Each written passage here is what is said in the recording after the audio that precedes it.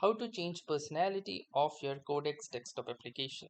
So hey guys, welcome to this tutorial. In this tutorial I'll show you how you can change the personality of your Codex desktop application, giving it a more personalized touch.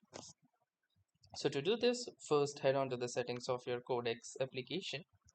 From here, click onto the settings again, or alternatively press the control and the comma buttons.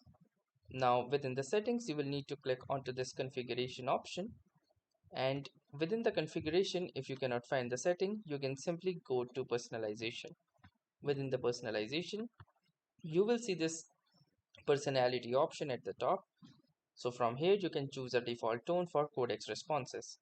We have two responses, the first one being the default one, that is friendly, which is warm, collaborative and helpful, and the another one is pragmatic, which is concise, task focused and direct. So according to your personalization, you can choose any one of them as per your liking. So that was all for this tutorial. Thanks for watching and have a nice day.